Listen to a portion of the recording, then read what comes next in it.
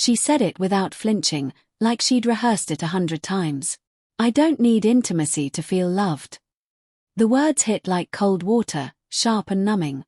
I stared at her across the living room, her face illuminated by the soft, indifferent glow of the lamp.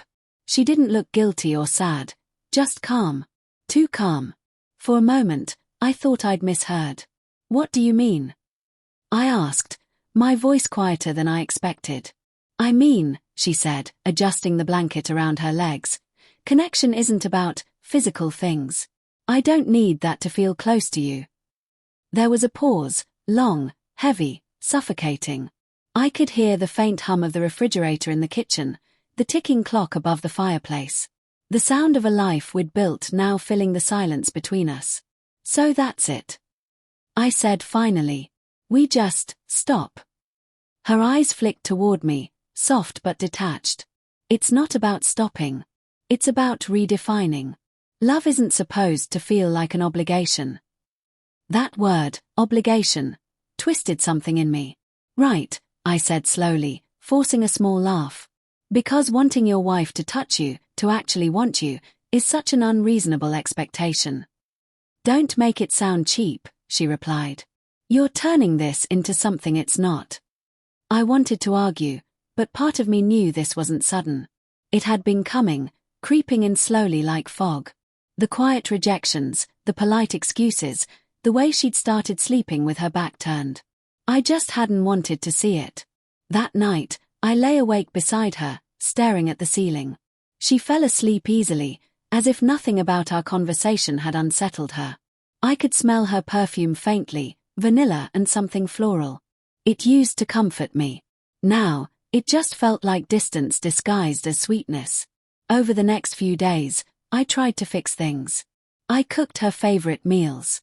I suggested we go away for a weekend, maybe somewhere by the coast where we could start over. She smiled and said she'd think about it, but her eyes were already somewhere else. Then, one morning, I noticed something odd. Her phone buzzed on the counter while she was in the shower. Normally, I never would have looked. But lately, never had started to mean less. The screen lit up with a message preview. "Last night was amazing. Can't stop thinking about you." I froze. My throat went dry. When she walked out of the bathroom, wrapped in a towel, I must have looked pale because she frowned immediately. "What's wrong?" I wanted to ask right then. I wanted to hold up the phone, demand answers, make her say it out loud. But I didn't. "Not yet." "Nothing," I said instead. "Just tired." That night, when she fell asleep, I slipped out of bed, took her phone from the nightstand, and stepped into the hallway. My hands were shaking. The messages were from someone named Daniel. Their tone wasn't new, the kind of conversation that doesn't just happen overnight. Compliments. Inside jokes. Mentions of hotel rooms. But one message burned into me more than the rest. "You're right. He doesn't see you the way I do." I felt sick. Not just because she'd betrayed me, but because, deep down, I knew what he meant. She hadn't been happy for a long time. I'd sensed it, even if I didn't want to believe it. I put the phone back, crawled into bed, and stared at her sleeping face. She looked peaceful. Untroubled. The next morning, I played it cool. I made coffee, kissed her forehead, told her I loved her. She smiled, distracted, murmured something about a work meeting and left. I followed her. Her car led me downtown, to a small boutique hotel tucked between cafes and bookstores. I parked across the street and watched as she stepped out, glanced around, and disappeared inside. 10 minutes later, he arrived. Daniel. I recognized him immediately, her coworker. The one she'd once described as harmless. I don't remember leaving the car. I just remember the cold air hitting my face, the world narrowing to a tunnel of sound, the crunch of gravel under my shoes, the rush of blood in my ears. Inside, the receptionist barely looked up when I said I was meeting my wife. She waved me toward the elevator. I stopped outside room 304. My hand hovered over the doorknob, trembling. Then, I heard her laugh. That soft, private laugh I hadn't heard in months. Something in me broke. I didn't open the door. I couldn't. Instead, I turned around and walked out, every step heavier than the last.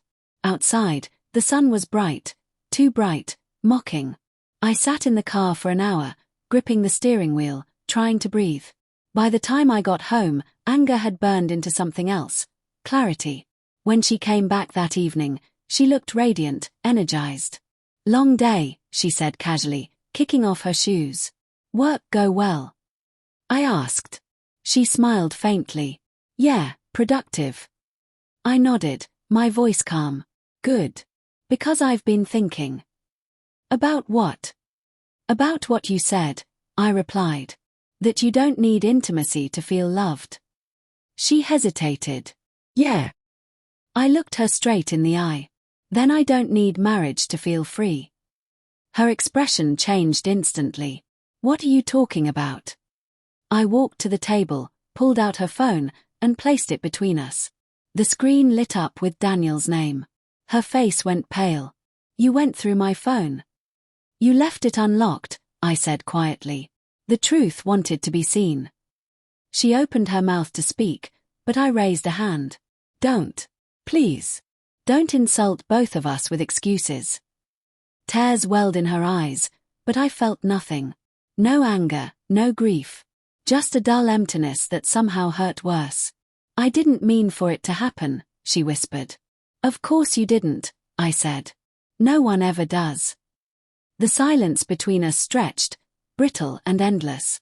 She tried to reach for me, but I stepped back. "You said you didn't need intimacy," I said softly. "Now you don't have to pretend." She looked at me then, not as her husband, not even as someone she loved, but as someone she'd already lost. "I'm sorry," she said, voice trembling. "I know," I said. "But sorry doesn't undo what you enjoyed." When she left that night, she didn't pack much. Just a suitcase and her guilt. I watched from the window as her car disappeared down the street. The house felt quieter than I'd ever known it. I stood in the empty living room, the scent of her perfume still hanging in the air, and finally allowed myself to break. I thought of all the times I'd ignored the signs, her distance, her new wardrobe, the way she'd started smiling at her phone instead of me. Maybe betrayal doesn't happen all at once. Maybe it starts with a small crack, one we both pretend not to see, until it swallows everything. A week later, an envelope arrived. Inside was a note in her handwriting. "You were right. I didn't need intimacy. I needed honesty." I stared at it for a long time, then tore it in half.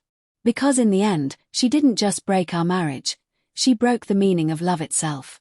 And in that quiet, painful freedom, I realized something I hadn't before. Sometimes the absence of touch isn't distance. It's a warning.